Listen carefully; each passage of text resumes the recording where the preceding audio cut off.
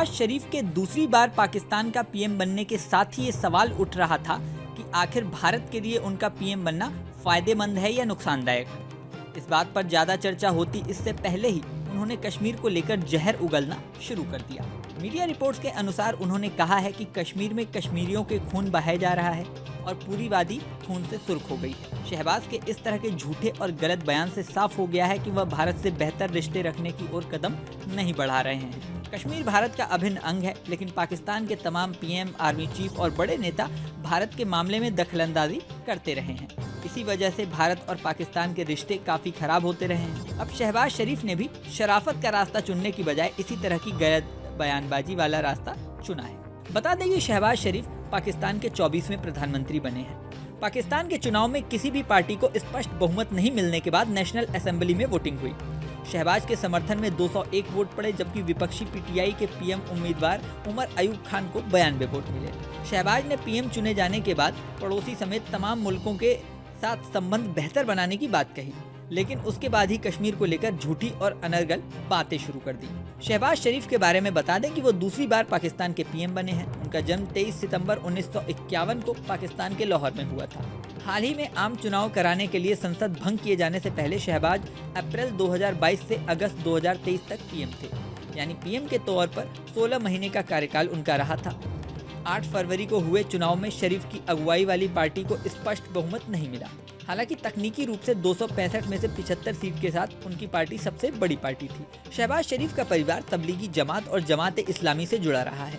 इन लोगों ने हमेशा से उनके मदरसों को फंड किया है। इन्हीं मदरसों से आतंकवाद निकला है। शहबाज शरीफ जब मुख्यमंत्री थे तब कट्टरपंथी संगठनों के साथ उनके काफी गहरे ताल्लुकात थे। प्रधानमंत्री चुने जाने के बाद शरीफ ने अपने बड़े भाई नवाज शरीफ को गले लगाया। उन्होंने विपक्षी सांसदों के सरकार को समर्थन के लिए धन्यवाद दिया।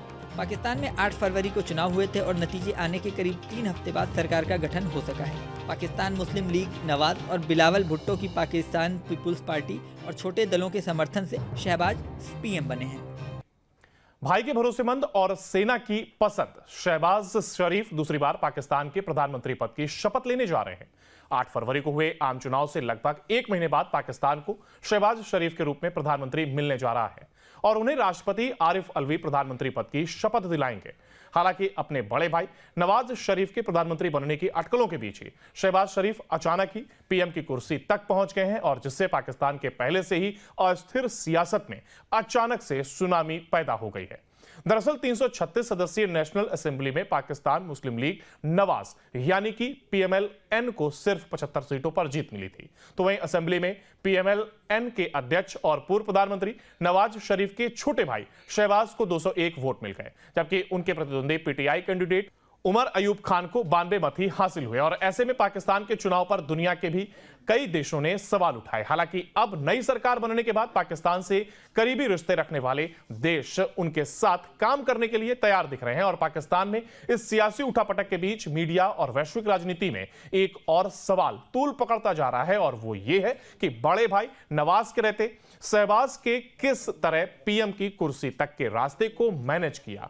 दरअसल पीएमएल-एन के इतिहास में ऐसा पहली बार हुआ है कि नवाज शरीफ राष्ट्रीय असेंबली में महज एक सदस्य के तौर पर बैठे हों और उनके छोटे भाई शहबाज शरीफ दूसरी बार पाकिस्तान के प्रधानमंत्री पद की शपथ ले रहे थे।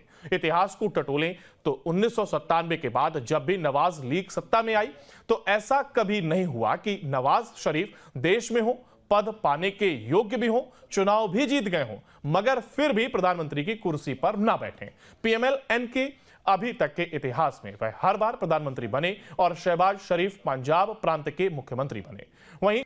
वहीं शहबाज की बात करें तो उन्होंने 1998 के चुनाव से राजनीति में कदम रखा और 1997 में पहली बार पंजाब के मुख्यमंत्री बने। इसके बाद 2008 से 2018 तक उन्होंने फिर से पंजाब के मुख्यमंत्री का पद संभाला और इस दौरान पंजाब प्रांत में कई बड़े डेवलपमेंटल प्रोजेक्ट्स पर उनकी अगुवाई में धड़ल्ले से काम हुआ और बहपत जल्द ही वो एक सख्त एडमिनिस्ट्रेटर की छवि के साथ पाकिस्तानी सियासत में उभरे, तो वहीं शहबाज 2022 में पहली बार पाकिस्तान के प्रधानमंत्री बने, लेकिन प्रधानमंत्री के तौर पर सख्त एडमिनिस्ट्रेटर और शहबाज स्पीड वाली छवि धूमिल पड़ गई।